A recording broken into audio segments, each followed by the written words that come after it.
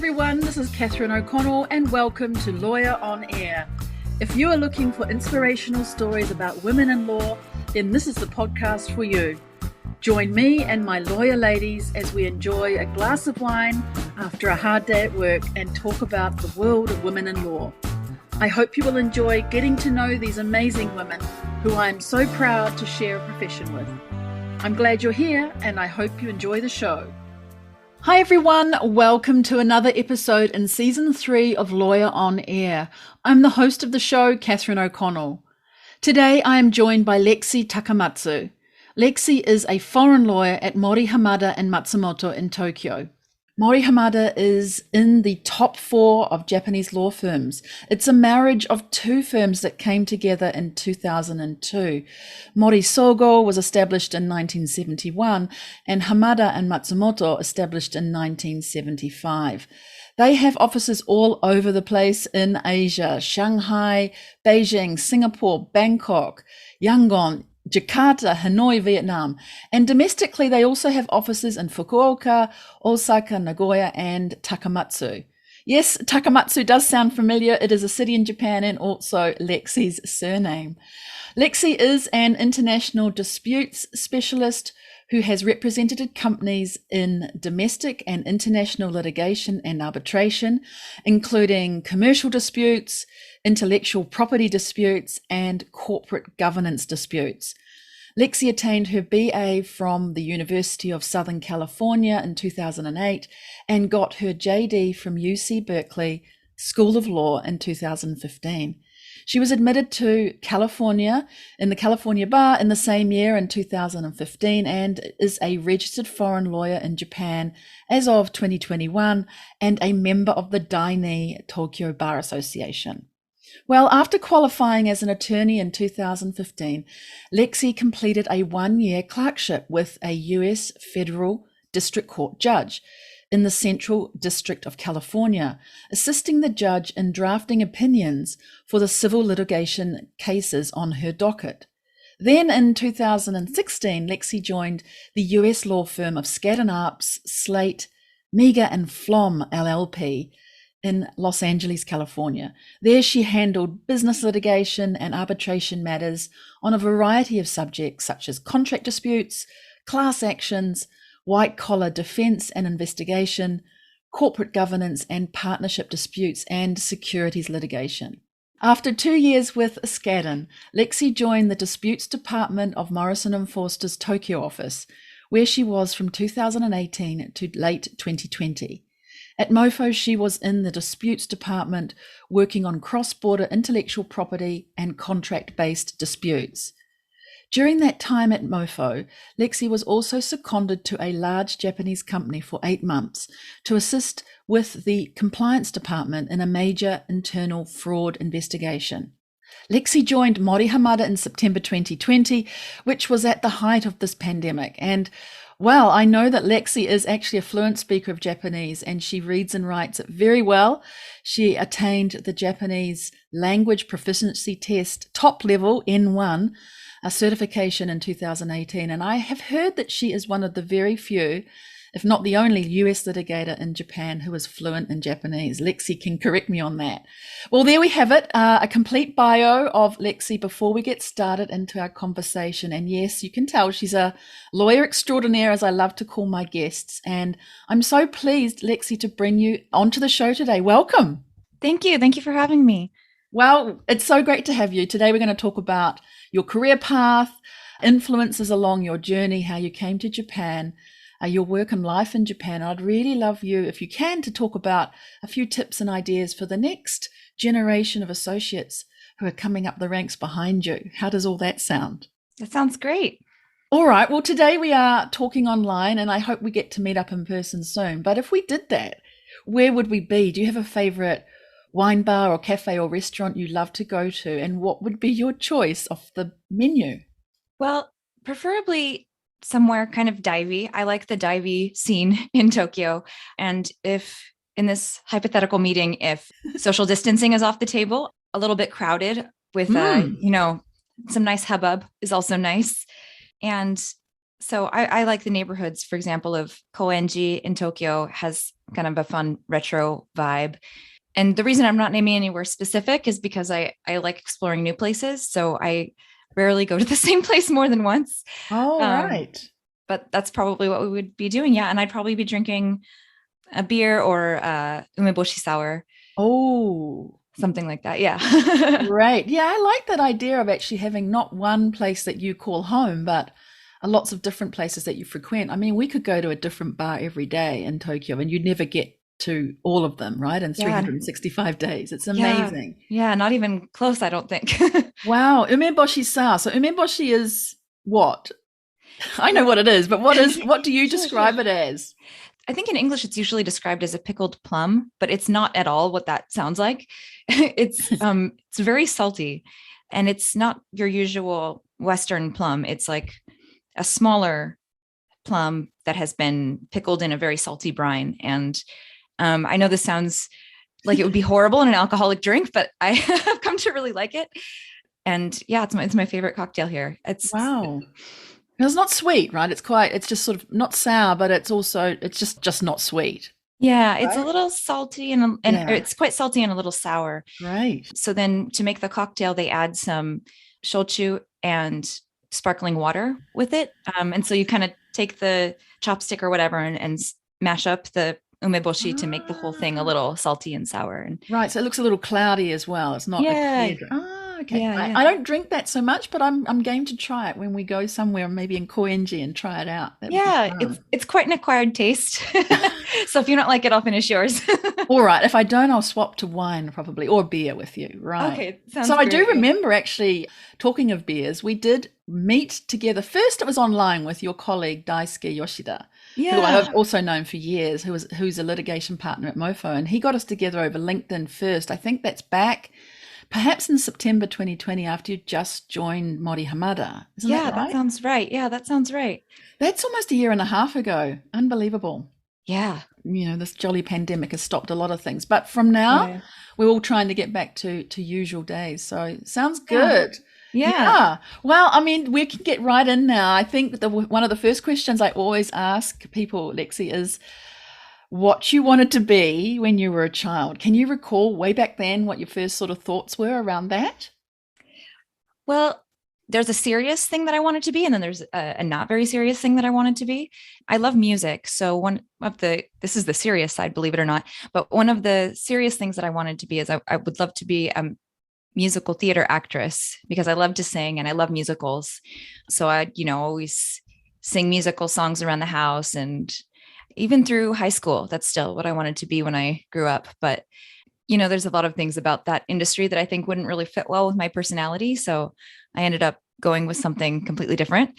And then the less serious thing that I wanted to be is when I was in elementary school, I believe I was influenced by the movie Muppet Treasure Island, but I very much wanted to be a pirate. Oh, really? Because I thought it would be a whole lot of fun to just go travel around the world on a boat with my buddies. I didn't really know about like the actual dark side of piracy. I just kind of thought it'd be fun to ride around on a boat. And I think of the two, probably pirate is closer to what I ended up doing and that I am, halfway around the world and You with are buddies. So with your buddies yeah. and helping people. How exciting. I mean, you could still have you done things with the musical theatre side of the action that you wanted to do? Have you done that in the past at all along your way? In high school, I was in a lot of musicals. And then there was a time after I graduated from college before I went to law school where I was debating between continuing to study voice and to go to law school. And so during that time, I was, performing in a lot of choirs and mostly doing opera type Oh, vocal right. instruction. And now I do take voice lessons as a hobby. And I love that karaoke is still a thing here or is, that it's available here because It's I love available. going. Yeah, it's Yeah. available. Not all of us do it, but I'm so glad you do. Wow, someone's doing it on my behalf. Good. I love karaoke so much. I even go by myself to practice new songs. Oh, wow, that is so good. I'd love you to sing your way through the podcast actually, but there we go. That is really exciting. I'm so glad that you've got that passion that you're still following, so that you haven't just left it behind as the thing that was serious. You've kept it on as a hobby. That is super. And then I was going to ask you then, when it did become that point where you thought, well, I do want to do law. So when was that? How did that come about? I definitely was not one of those people that always thought they wanted to be a lawyer. I, have some anxiety about speaking in front of large groups of people. And it's never really been my thing. There was always the kid in high school that like, you knew he was going to be a lawyer or she was going to be a lawyer. And I was never that person necessarily. But once I graduated from college, and the first job I had was as an insurance investigator at a workers' compensation insurance company. And starting with that job, every job that I had along the way, somehow I would just kind of gravitate towards the legal department and the legal field. And at the insurance company, it was particularly noticeable because the in-house attorney kind of took me under her wing and would take me to hearings with her and would just have me do a lot of the legal stuff over time. So when I quit that job, I had to move, which was the reason that I was quitting. So they said, you can try to find another insurance job wherever you're going, but like, we really think you'd probably like being a lawyer. And I was like, nah, that's not me. I've seen Suits. That's not right. I can't do that.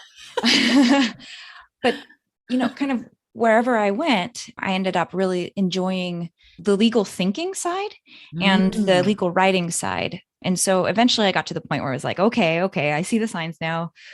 I understand that Suits is not actually what lawyers do anyway.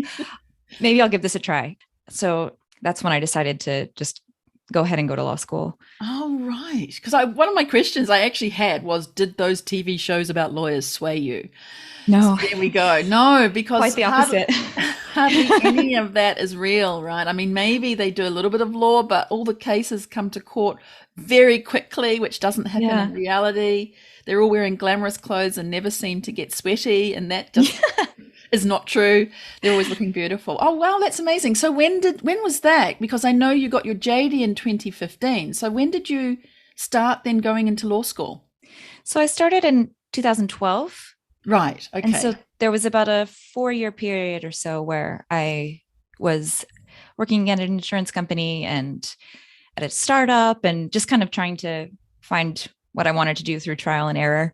I guess I found it. By the time I got to law school, I was so sure that I liked, I'd even taken some classes at the local community college for paralegals. Oh, right. That were kind of an introduction to how to read cases and how to do legal memo writing and that sort of thing. And it's not too far off from what, junior associates do anyway, but it was a great experience to kind of see what the legal thinking side is like, because there's not really any way to know if you like that or not unless you've been exposed to it, I think. Exactly. How did that all, now looking back, or at the time, did you think it was something that you should have been doing at that time? It fitted you, if you can understand what I'm trying to get at. Yeah. I mean, none of it was my calling, that's for sure. Right. But I do think that it helped me figure out where I should be going. And in that sense, it was really valuable to me. By the time I got to law school, I was so sure that what I liked to do, law school is difficult enough, just the content of it. But if you're also kind of questioning yourself and like, what do I want to do? Do I want to do litigation or corporate work? Then I think that just adds even more stress to it. So I was fortunate to have taken the time to have worked through all of that, so that by the time I came to law school, I was like, no, I like litigation. I want to be a lawyer.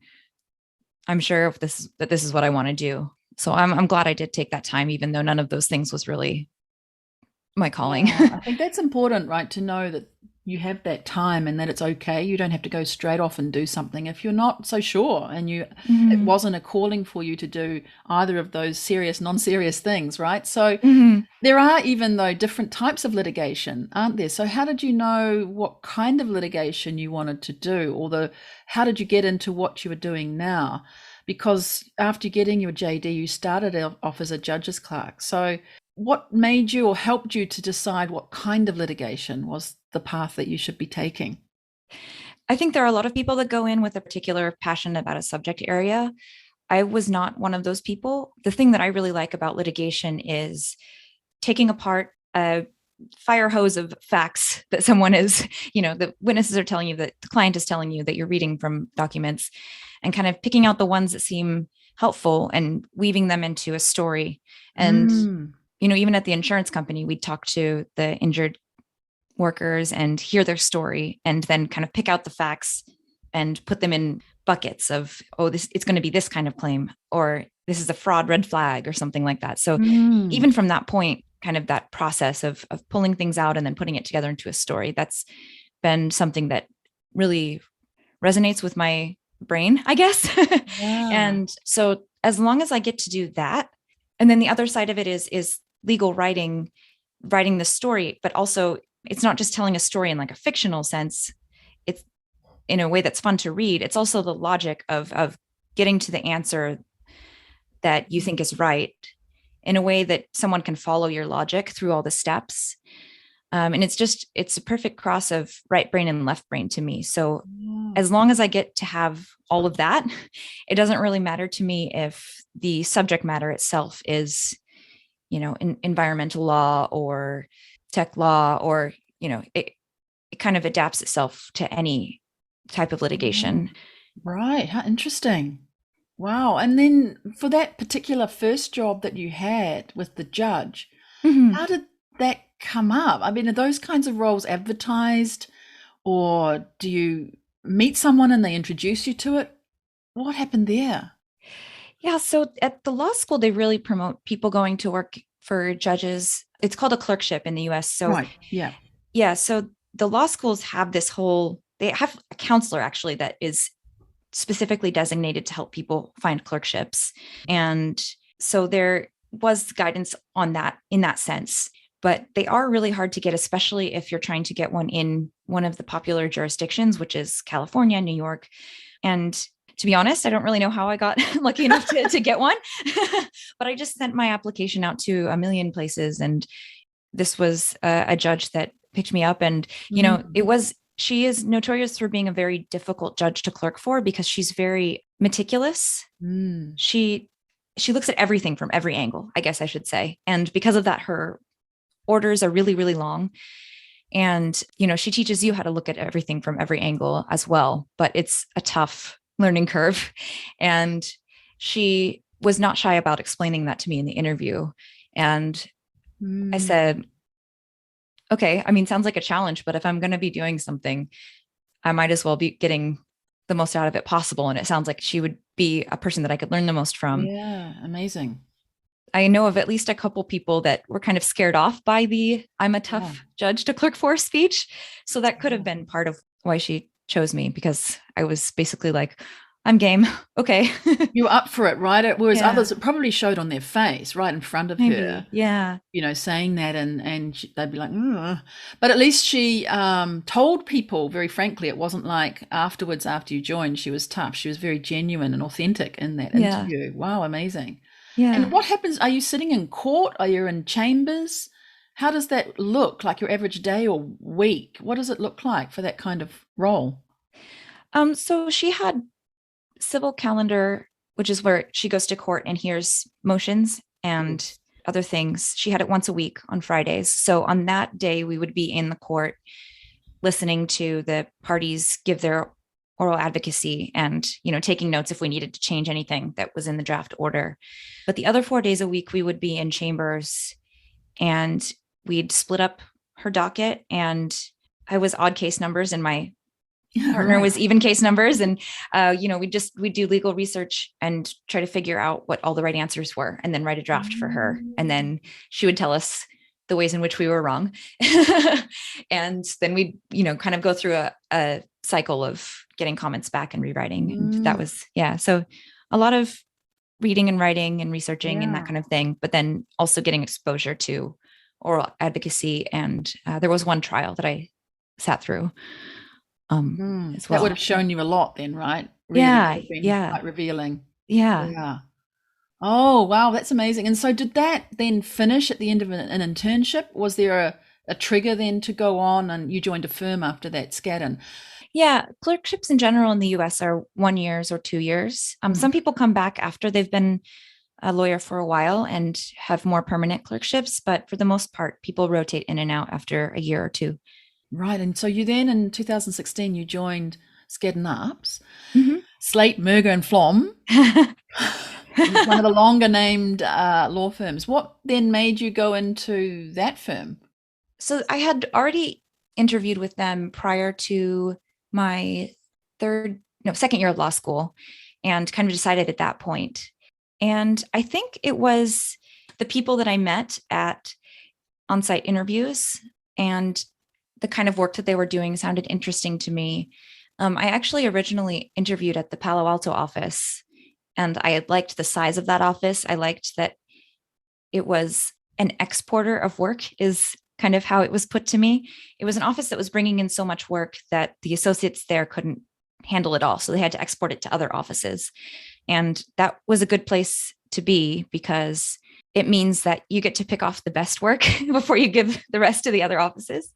So all of that seemed like a good idea to me. But when I finished my clerkship in LA, I'd already kind of started setting down roots in LA, and little did I know that they would be torn up again a couple of years later. But I kind of wanted to stay where I was at instead of moving all around for a while. So I went to the Los Angeles office instead, where I didn't know anyone and kind of had to start over, but it was a great experience there as well. What do you learn then from being in a big law firm? You know, you're handling business litigation and arbitration matters. What stands out then for you once you join that firm? What were your learnings? I learned a lot from different people there, and you get to know the different personalities you work with, and, take little bits of their skill set and their attitude towards work with you. I think kind of Right. no matter where you go after that. There were a couple things that I learned there that I still think to myself from time to time. And one is, I can be kind of timid when I'm in a situation that I'm not used to, or when there are other people, particularly when there are other people with very forceful personalities. And I had one very perceptive, he was a counsel at the time that I was working for. He's a partner now. And he got to know the look on my face when I was bothered by something. Ah. And so sometimes he would even stop meetings and he would say, "Okay, Lexi, we pay you to actually say what you're thinking. So don't just keep it to yourself." And if someone tried to interrupt, he would say, "Lexi's usually right. So let's hear what she has to say first before we talk over her." And it was such like, they talk Wow. about how women have a hard time inserting their opinions in meetings because of men talking over them, or because, they've been raised not to speak up in situations like that. And you hear about different ways that men can help, even that balance within a law firm setting. And gosh, he was just a great example of that, both teaching me say what you're thinking and giving me the affirmation that I'm usually right. Yeah. And at the same time, teaching others, okay, now it's time to be quiet, male colleagues. So yeah, that was a great example. Lexi has something to say. That's amazing, isn't it? It's the seat at the table, but it's also the voice at the table. It's not just the seat and sitting there. Exactly. They're calling you out and saying Lexi's usually right. That's phenomenal, isn't it? It's great. Yeah, I don't know how true it is, but I'm sure. I'm Oh, glad there he you thought go. so. They would hardly say that if it wasn't true. But so then that concentration for most of your time in that, I guess, PQE, you're really at first year kind of, right? Not after, I'm not talking about the judging expedition that you had, but into the law firm. It's your first time in a law firm, isn't it? So Yeah. are you concentrating then on deepening your network, learning as much, sponging as much as you can off other people, or deepening your practical experience? What sorts of things are going on there, and should people be concentrating on in that first year?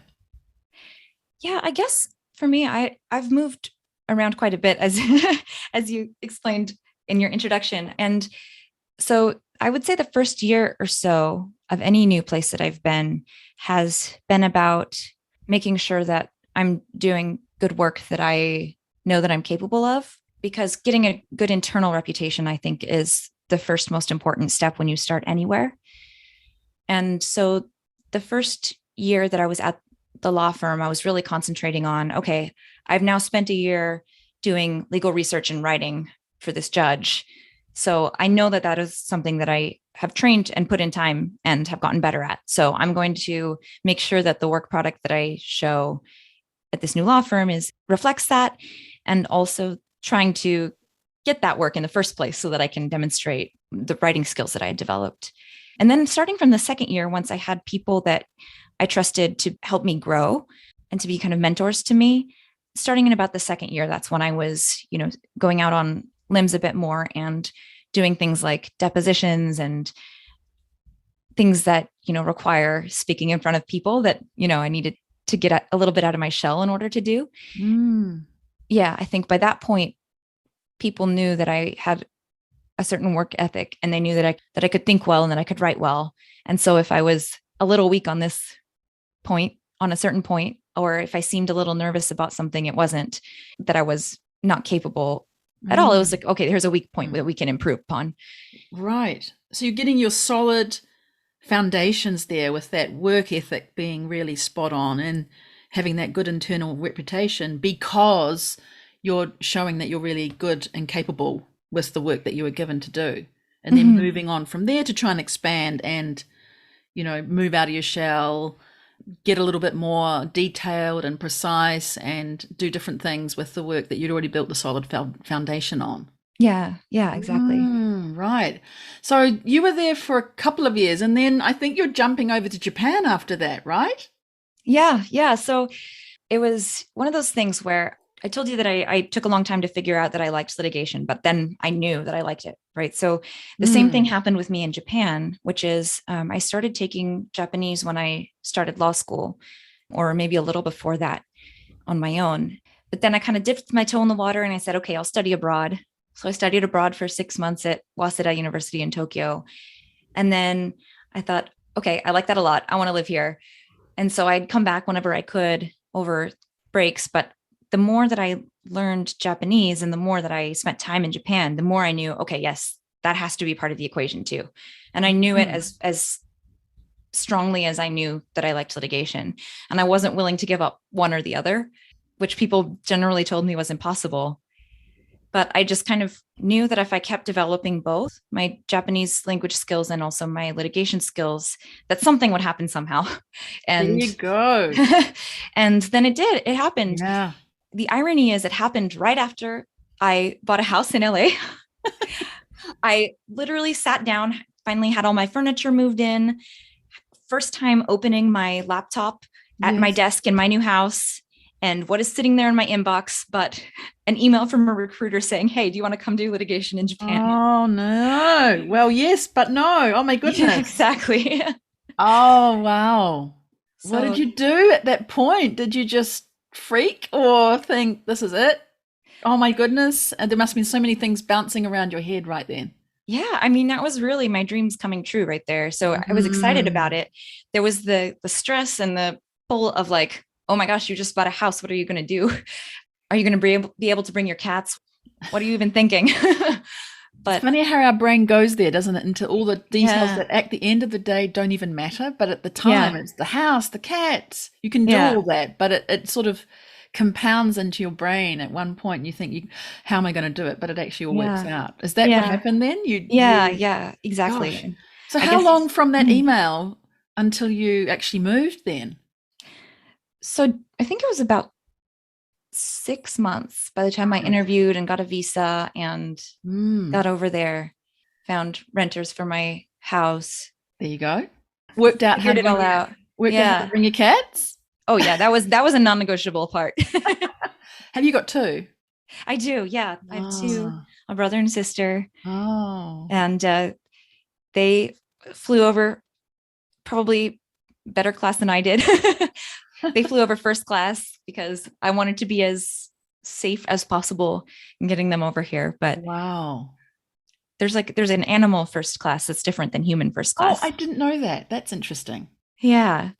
I say first class. It just means that really? they have a special cabin under the plane that's temperature controlled and away from all the luggage. And it's dark because cats get scared if they see new surroundings.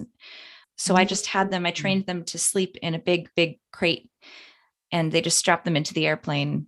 So they just thought that they went to sleep and it was a bit noisy. And then they woke up and all their stuff was there. Wow. And you did the training beforehand. That's really good, isn't it? Like Yeah. anything else, the also kitty cats need their training before they're Yeah. wow, that's Yeah, incredible. So exactly. everything fell into place. But I do want to jump back a little bit there. That Japanese decision to study Japanese, what triggered that way back at the beginning when you were doing law school? So I had come to Japan in 2010 just on Mm. vacation and just fell in love with it. Yeah, I fell in love with it and loved the vibe, to sound kind of out there, but Mm. I really Mm. liked the vibe. But I knew that there was so much that I wasn't seeing because I didn't speak the language. And there was so much I couldn't access because I didn't speak the language. So I came back from that thinking, oh, I want to study Japanese. But it's very hard, I think, without some structure to really get that far. And so when I went to law school, I thought, okay, now I'm at a university. They have classes. They train people from the start to fluency to be able Mm. to speak Japanese, if you, at least if you're a Japanese major as an undergrad.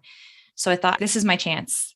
I wonder how I can use those resources at the school to learn Japanese. And so Mm. I started taking Japanese in the undergrad department at the same time that I was in law school. And I was right. It was really helpful to have a structure. I don't think it's Right. impossible otherwise, but it really helped me to have curriculum guiding my learning. Yeah, I think you're bang on though with that. Not able to see things in Japan if you don't have the language and access to things because of having language.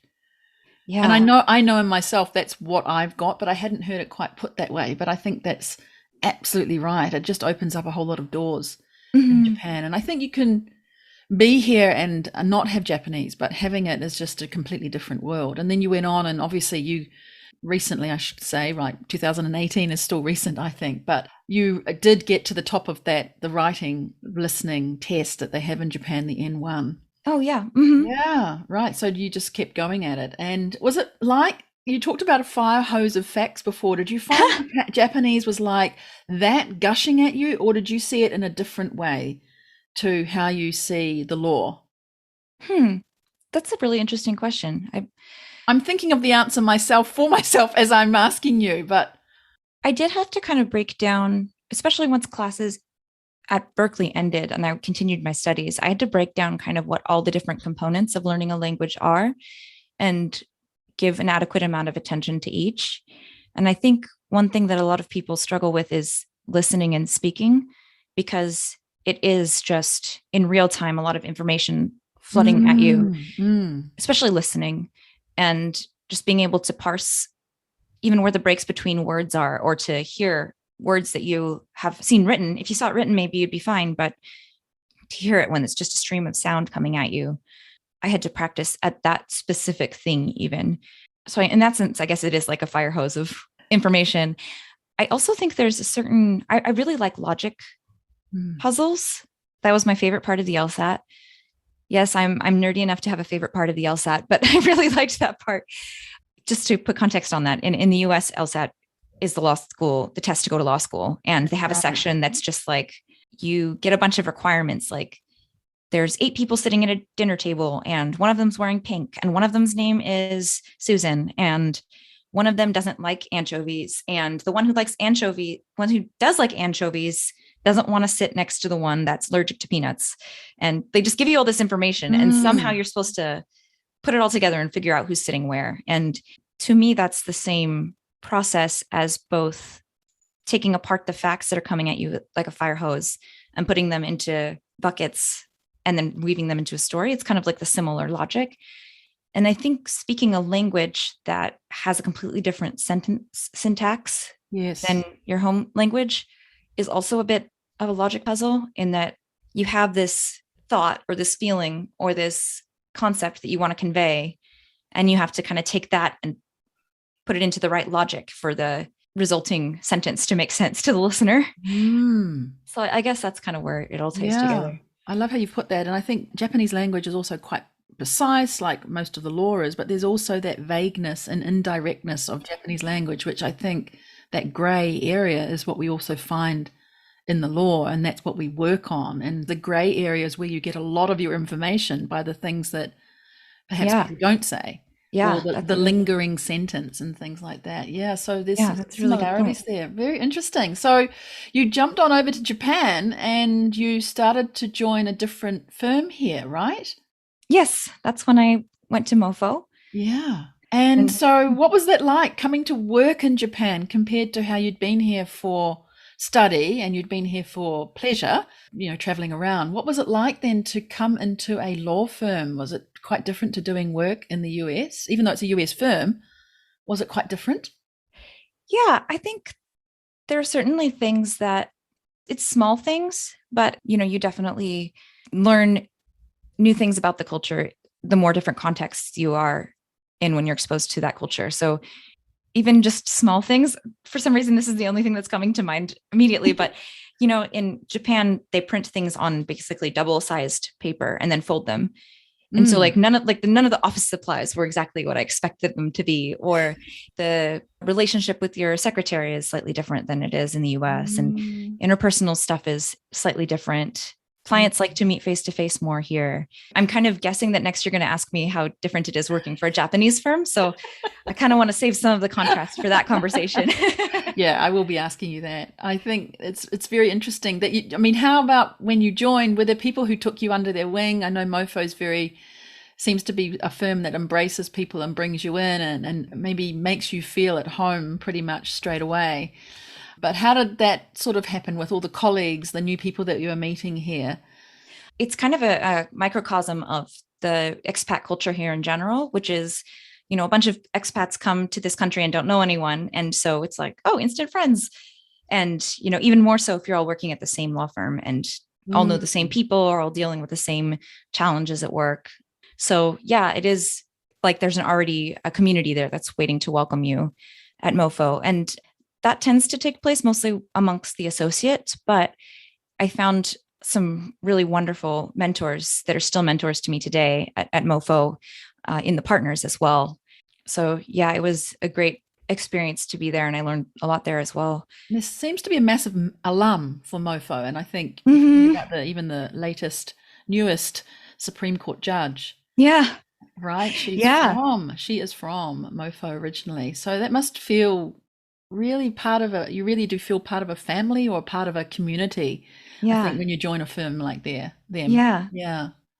Wow, but you didn't stay there because you did go over to where you are now, which is Mori Hamada, and you went through and started to work with them in September 2020. So, Yes. was there something different there that Mori Hamada were offering to bring you over to change to a Japanese law firm? Because that's a large step, I would think, from being a US firm and doing US litigation. Yeah, I mean, it was certainly a cultural shift, a salary shift, a lots of different shifts. But basically the pull there. So I like to make sure that I'm clarifying that there was no like push or like something that I was No, running away from at MoFo, right. because Yeah. I really did like everyone that I worked with there, and I liked the things Yeah. that I was working on there. But at Mori Hamada, they came to me and said, we are trying to build out our international arbitration team. And, we have one US barred lawyer right now, and we'd like you to be the second one and, help build this out. And we think that your specific skill set would be really important to this. And, maybe it was the pirate in me saw the adventure of starting something new, but I liked the idea of being at, the ground level of something and building, and also all of the experience that comes along with being one American out of two Americans on a team. Yes. And does the other person also have Japanese language like you, or you're adding that extra value as well? Yeah, I think that's the skill set that they saw me adding. Is the other individual has more Japanese language skills than he's willing to admit. But I think I was the one that came over and said, Mm, yeah, I can do the Japanese stuff. right. So there's kind of entrepreneurship going on here, right? Building up this new department, and then you become known for that. And so, how's Yeah. that going? Are you enjoying that? Yeah, it's been talk about drinking from a fire hose. I feel like I've learned a lot since I've been there. We had an actual arbitration that went to arbitration hearing, which is the arbitration version of trial, this last summer. And so that was completely interesting and great growing experience for me. And there's a lot of cultural navigation. To Western companies, I think international arbitration is just kind of a matter of course. Like, of course, you're going to do that. And, it's so much easier and so much more guaranteed than risking it on a foreign court's jurisdiction and their decision. But Japanese companies just have completely different approaches to arbitration, to the kind of dispute resolution clauses they want to put in contracts, everything. And just so kind of learning, I think it's always easier to help someone or to persuade someone if you know where they're coming from to begin with. And I think this has been a lot of learning where it is that people are coming from and learning about Japanese companies' discomfort with international arbitration and whether that's well-founded or not.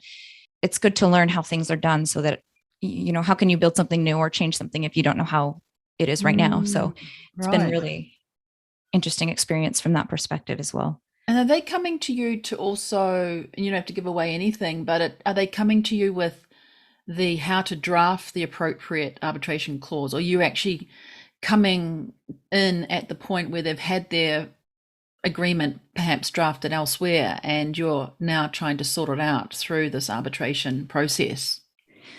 So fundamentally, what I will hopefully eventually be doing most of the time is once the contract has already been drafted and is falling apart. And so I like to get in at the disputes level. But, one interesting thing about Japanese law firms that is completely different from US law firms is bengoshi are considered to be fully formed, fully capable to do any kind of law. Right. And so, you have people who have specialized in certain areas, but they might be asked to review a sales agreement, just like as though they were, a commercial lawyer, even though they're a disputes lawyer. So I've had a lot of crossover work that I didn't really get as a associate at a US firm. So I do come in sometimes at the drafting the arbitration clause stage. And that's perhaps been even one of the most enlightening parts, is seeing the deliberation process that goes into that on the Japanese company side. It's interesting though, that fully formed comment you made. It is like lawyers will come out of law school in Japan and go and do these major trials straight off, or become a prosecutor or become a judge. And often, I guess, from my way of thinking or my background, don't we have to get practice at this first before we go and do that? But I'm hearing what you're saying. I haven't had anyone really put it that way, that Japanese bengoshi are really fully formed at that point and so are ready to go and do all those things.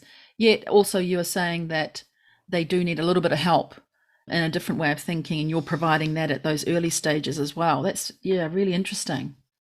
Yeah, I think with anything, I'm not saying that Western lawyers aren't fully formed, and I'm not necessarily that Japanese lawyers necessarily are, but I think there is a lot of fake it till you make it at any new job that you're starting. And I say that, and that phrase is usually used in a maybe negative way. What I mean to say is, fake it until you make it. And also someone will make sure that you're not messing everything up. And I think in US law firms, associates are kept on quite a short leash. Like, okay, now you've done step A, and now we know you can do step A comfortably. Now we'll give you access to step B. I see. And there's a lot of, it's more guided, the learning. And at Japanese law firms, they kind of just throw associates into it and go do it. And correct them, before they do anything wrong. And so it's more learning by trial and error than it is learning by guided learning, I guess. Wow, that's interesting. Good. Well, I'm going to jump in then to your future of law, the dream for your future. Is there anything that you can see coming around the corner that you think is going to be happening in your area of work in Japan, or for lawyers in Japan? And you might want to also pop in some tips for success there for lawyers who are coming up through the ranks. That's a big loaded question for you. But... Sure. Well, I guess maybe fortunately it's kind of the same answer for both, which is, as far as my own career goes, I don't necessarily know exactly what's in store yet, but what has worked for me in the past is figuring out what seems true to me and what resonates with me and what I know that I love, and try not to get distracted by imposter syndrome. I think that's really easy to do for women lawyers, for me. But, if you are focusing on what you know you love to do, for me, if that's writing and solving the puzzle, I get into a state of flow with that. And that's how I know that's a thing that I like to do. It's not because people say I should know how to do this or I should like to do this. It's just something that I know I like. And I'm plan on just continuing to try to get better at the things that I know that I like to do and kind of see where that leads me. I know that kind of sounds passive, but I actually view it as being an active process of developing myself in the areas that I like to see what kind of new opportunities can be made. The other thing that's important to me about sticking and knowing the things that I like to do and that I think I'm good at is it does help me on those days of imposter syndrome, or if I wonder if I picked the wrong profession, because lately I've had to do a lot of things that are not my favorite part of being a lawyer, or, I get some negative feedback or something. I just kind of remember what it is like to be in that state of flow of writing and just not being able to see, just getting complete tunnel vision of looking at the words and the writing and the logic and how good that feels. And then I think, okay, wait, yeah, no, this is right. I like doing this. I'm good at doing this. I took a long time to figure out that this is what I want to do, and I was not wrong. And I think that helps me on a day to day. And it also, I think, helps me try to figure out what's next and what new horizons can be explored, I guess. So it sounds like resilience or being able to talk to yourself in a very positive way is helping you through these things. How is that what you're doing? Yeah. Especially in this new position, there's been so much that I've never been exposed to before that I'm doing now. And I am doing something that I think is kind of new. So there's not really a lot of footsteps to follow in. And to be honest, there are a lot of people that are happy to have me there at the table, but they don't really know what to ask me to do because they're not used to having a bilingual American litigator. So they don't really know what to ask me to do. So some of it has to come from me and has to come from my knowledge of what I can do. You have to be proactive and yeah. And so I think knowing yourself and what you're good at and the parts where you can be confident can kind of help you through everything else. They can help you be creative in finding new solutions and new opportunities. They can be helpful in overcoming setbacks or discouragement or insecurities. I think that's been probably my strongest ally, is just knowing that I wandered around for a while trying to figure out what I love, but actually really know what I love now as a result of that process. Wow, that's fabulous. I think that's our audio quote for this whole episode. You've just said it. I mean, knowing so well, right, what you're good at, what you're not good at, what really resonates. It's not always too about the biggest salary or the biggest glamorous name of the company or the firm you work for. It really comes down to doing things that you really like doing. And that's what you're saying to me, right? And the doing the thing that maybe you don't know the future of it, but also it's very exciting because you don't have those footsteps to follow. And you are, a new frontier that you are delving into. I think that's really incredible. And I hope that's inspirational for people. It's certainly inspirational hearing you say it. And I mean that genuinely. That's really amazing. Yay. Wow. Okay. Well, I'm going to jump over then to your routine, your daily life, because I guess now you might be doing a combination of in the office and at home for your work. But what does it look like, your daily routine, when you get up and get going for the day, and how are you sort of winding down the day too? Give us an insight there. So I am horrible at routine. I can't stick to it. That just does not come across in your really? Wow, that does not come across. But one thing that's helped me a lot actually lately is I have this app.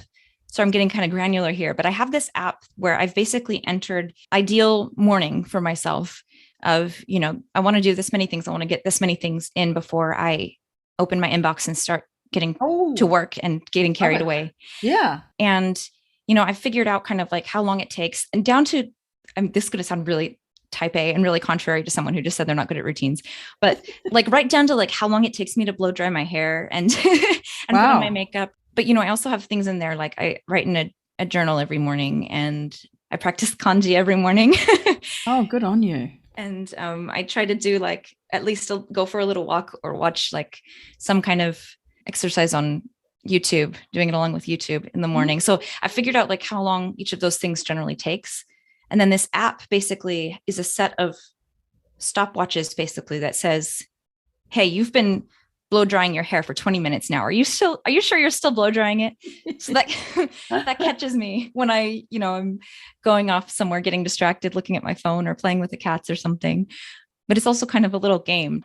How fun. Yeah. So something about that, turning it into a game has made it completely possible for me to follow a morning routine now. Wow. It's like those things in the gym, right? When you stop and you go to the next, Yeah. what is that called? I think Circuit. a circuit. That's right. Yeah. It's like that. You're doing a circuit with your AM, your morning routine. Yeah. I'm dying to know the name of the app. Come on, tell me. Oh, it's called routinery. Routinary. Yeah. Of course it was called routinary. Yeah. That sounds like fun because sometimes the day gets away with us. Yeah. We do sneak a little look at the emails and we forget our walk and think, not today, right? Or you think, kanji, I'll do double tomorrow, and you never do. But I like that idea. I think that sounds like it's fun, and it's getting you onto the next thing. Thank you for sharing that. And then, so you do open up your laptop then. Are you heading into work or you're sort of doing work from home right now still? I'm probably in the office twice a week, at home 3 Right. days a week on average. Yeah. So on the days that I'm at home, it's hard to really necessarily say what a typical day looks like because, there's always, it's always it's a bit reactive, being in disputes sometimes. But, if I'm at home, I'm working at my home office with one of my cats on my lap. I'm trying to convince myself to go into the office more because, as you mentioned, I did start work in the middle of the pandemic. So there's a lot of people that I've worked with for a year and a half that I've never seen their face. Right. So I'm trying to get in the office more just to have a little bit more face-to-face time with people so I can at least get to know from their eyeballs up since we're all still wearing masks.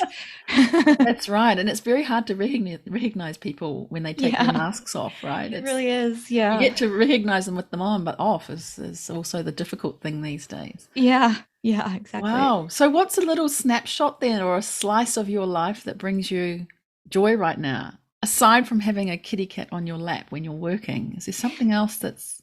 Well, that's definitely a big part of it. I also recently started volunteering at a cat shelter. So I guess it was several months ago now, probably last fall.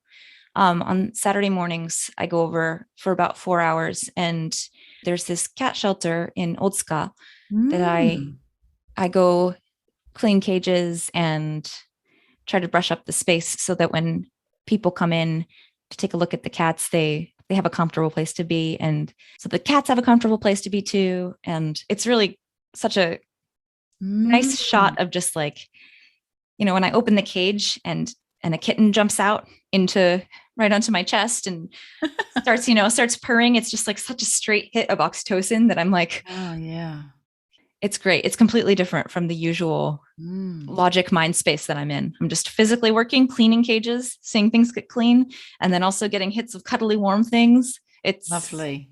Yeah, it's a real good thing for me, I think. Definitely a slice of joy, that's for sure. Yeah. Wow. Yeah. Goodness me. And so I'm going to ask you another one then. What does success mean to you then, Lexi? Success is, fill in the blank for me. Yeah, I think you summarized it pretty well earlier, which is while I am still kind of grappling with external ideas of success, like, you should make X amount of money or, you need this amount of prestige. I think if I have to sit down and really think about it, probably it is being able to do what I love in a place that I love and getting to do that and getting to grow, finding a place that has all of that. And I don't know if that's the arrival point of success, but I don't know if there is an arrival point of success. Sorry. I think that's probably it. There may not be an arrival point of success. Yeah. So maybe success is just getting to some place where you can enjoy growing and can do the things that you want, that you love to do in the place you love to do it. The other thing is, I mentioned at first, I'm trying to grapple with how much I want to take in external ideas of, money and prestige as being indicators of success.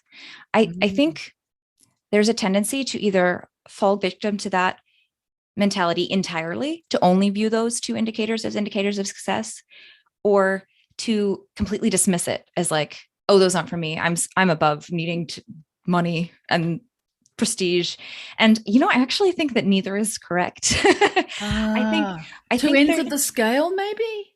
yeah, I think, and in particular, my instinct is that women are a lot more likely than men to say, oh, it's okay. I don't need to be the boss, or I don't need to be in the most prestigious position or make the most money, and to kind of step back and undersell themselves.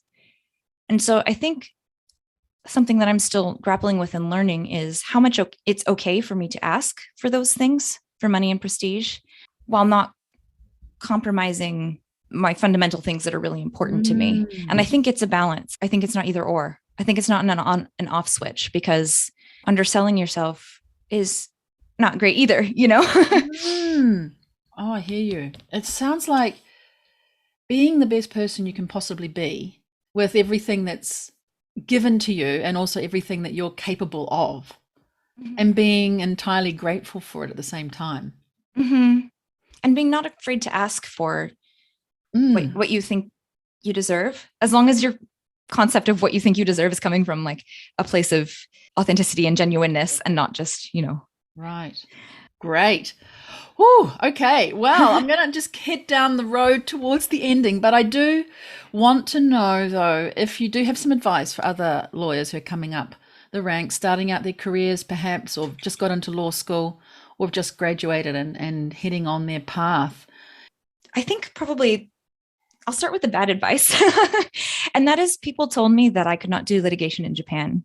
Oh. And I think anytime you get told you can't do X type of law in X location, I think say thank you very much. And that might be true that there's not an easy path to do that, but I don't think it means it's not possible. And I think if you know that you want to do X at Y location, and both X and Y are really important to you, I think you will find a way to do that. And, it might not be at first either. It might not be during on-campus interviews that you find the perfect firm that has everything that you want, that you will ultimately be looking for.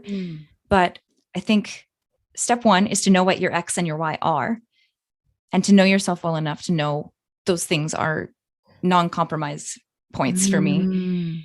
And then to just stay open to the different forms in which that opportunity may come, even if it comes the week you moved into your new house.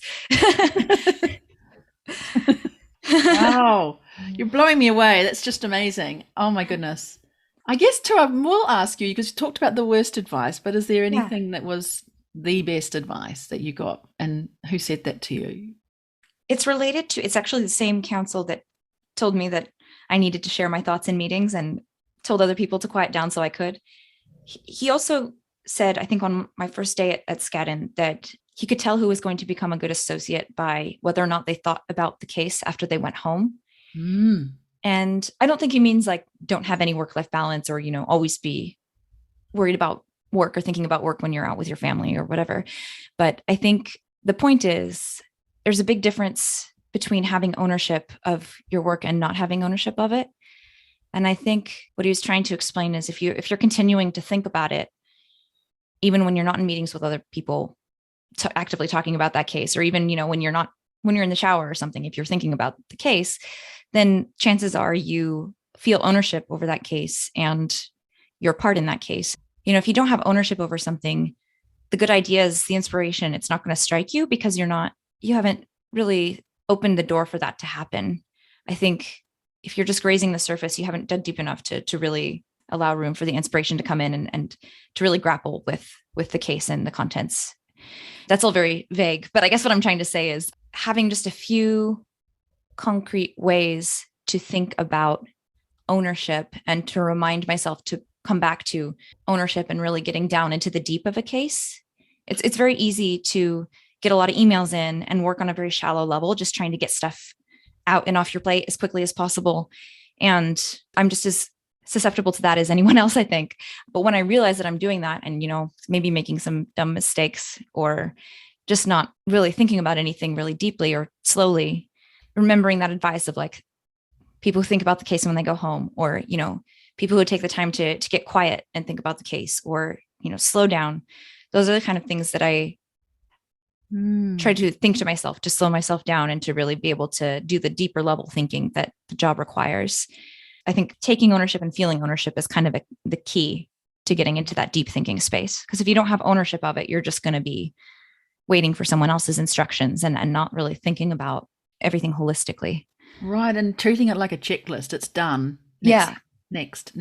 Oh, yes. I'm glad I asked you that question. That's so inspiring and inspirational. And, you've really given a lot away there. I also think it's interesting. It makes me feel like when you go to a good movie and you come out and days later you're still thinking about it, or you read a book and it's still lingering in your mind, it doesn't mean you're not interested in the conversation that you're having with your friend, or that you can't get to sleep because you're thinking about the book or the movie. It's just that it lingers enough for you to really think about what it meant and what you can do with that story that you've heard. And I feel that's almost what you're saying with the cases or the work that you're doing is you've owned it and now you're internalizing it. And how can you make the next client do better with what you've already experienced with this particular case, perhaps?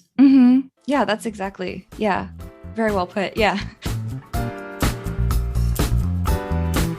I'm going to head now into the final Super Six, I like to call it. It's a quick fire round of 6 questions or so that I ask every guest to wind up the interview. And the first one is always about giving you cash. And I hope this is okay with you and your white collar crimes and everything that you investigate. But I don't work for the government. Obviously a hypothetical 1 million yen in cash in Japan. Where would you spend it? I'm thinking what you just said before, you may be spending it at a cat shelter. But anyway, your favorite store or destination or place that you would like to place that money? Yeah, you guessed it. Got it? Yeah, I think I'd be giving it to some cat or animal rescue, probably the one that I work for, but that is a lot of money. So maybe I'll spread it around to some other rescues as well. That is fabulous. And I did just mention about books and movies, but have you got a podcast or a book or a movie that you've watched, listened to, read recently that you'd recommend? So I read this book recently. It's nonfiction, so it's not necessarily the kind that the story lingers with you as much, but I thought it was a really good book for lawyers to read, and I've recommended it to my friends. It's called Burnout, and it's by Emily Nagoski. And it kind of talks about the physiological aspects of stress and how our modern lifestyles aren't necessarily well designed to get rid of the chemicals that are in your body as a result of the stress that you feel. And so it kind of builds up and leads to burnout or illness or all these different things. So it talks kind of on a physiological, like psychological level about the types of ways that you can get rid of some of that built up stress. And yeah, I found it really interesting and also helpful. Very interesting. We're going to pop that into the show notes. That's amazing. Do you have a favorite saying or a kotowaza that guides you? There's a saying that one does not discover new lands without consenting to lose sight of the shore for a very long time. Ooh. And I think, again, maybe that's the pirate in me, but I like, that it reminds me to just keep the faith in myself that I'm doing what I love and developing what I love, and the shore will come at some point. Ooh, I love it. Wow. Okay. Famous person, celebrity that you have met or would like to meet?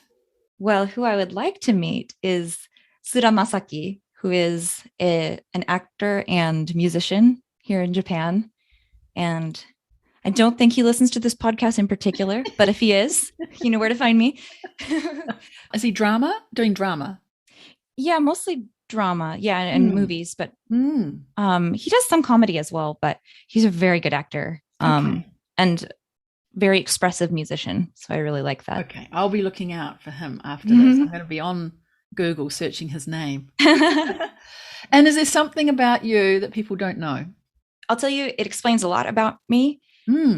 My mom used to breed cats when I was younger. So when I was born into a family that already had, I think, about 30 cats. Whoa.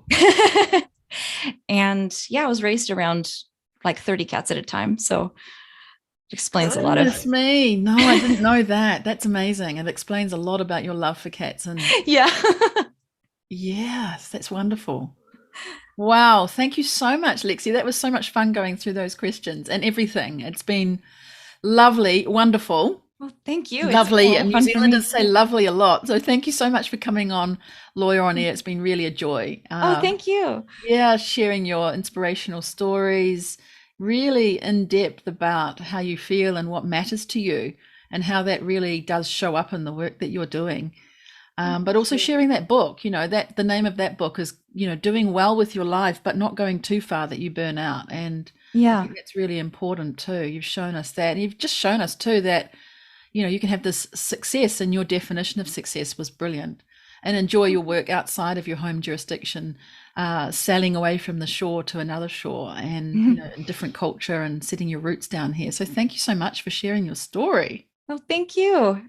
It's been a lot of fun. Thank you so much. Thank you. And if people want to get in touch with you, how can they do that? Should they do that through LinkedIn, or on your website, the website for your firm? What's the best way?